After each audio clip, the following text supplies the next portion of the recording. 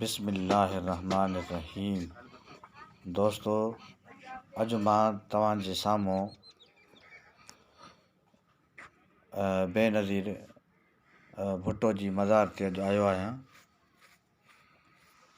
अॼु तव्हांखे मां लाइव ॾेखारे थो पियो बेनज़ीर भुट्टो जी मज़ार, जिते मदफ़ून आहिनि शहीद बेनज़ीर भुट्टो, शहीद ज़ुल्फ़कार अली भुट्टो, शहीद मीर मुर्ज़ा भुट्टो, बेगम नुसरत भुट्टो। ऐं हीअ आहे इन जो ॿाहिरियों जो ग्राउंड, मज़ार जे जेको ॿाहिरां ग्राउंड आहे, हीअ आहे उहो।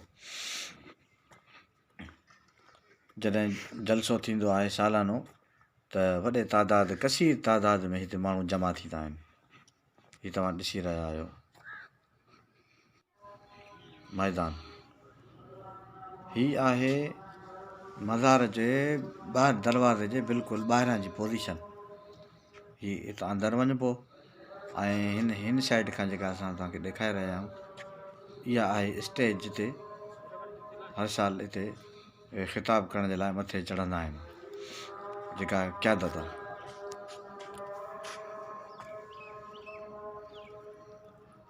आयातूं बि लिखियलु आहिनि, तव्हां जेके ॾिसी रहिया आहियो।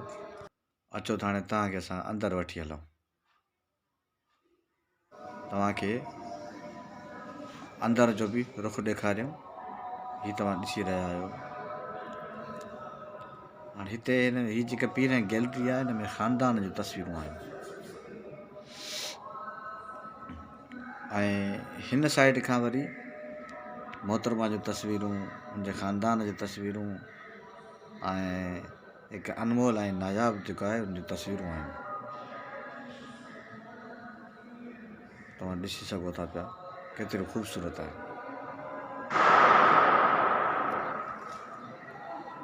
माशाअल्लाह, बहितरीन ही एडिटिंग थियल आहे मोहतरमा तिलावत जी।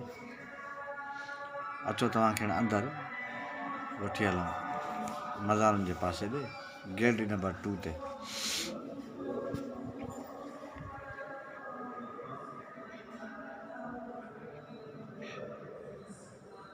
हाणे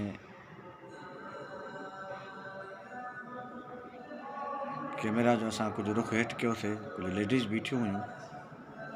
असां एतिरामन तौरु असां लेडीज़ जी वजह खां कैमरा जो जेका लुक आहे उहो थोरो चेंज कयोसीं। हाणे तव्हां अचो, तव्हांखे मज़ार ॾेखारियो। हीअ आहे मज़ार। अच्छा, हीअ आहे लुक जेको ख़ाने काबतुल्लाह जो अक्स। हाणे तव्हांखे असां ॾेखारियूं था मज़ार।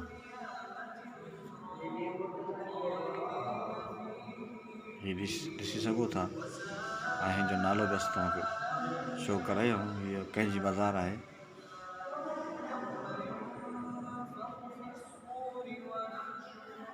अचो तव्हांखे असां ॾेखारियूं।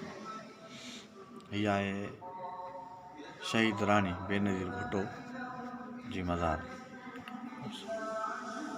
ऐं हीअ वरी आहे जेको तव्हां ॾिसी रहिया आहियो मोहतरम जनाब ज़ुल्फ़कार अली भुट्टो साहिब। ऐं अॻियां आहे बेगम नुसरत भुट्टो जी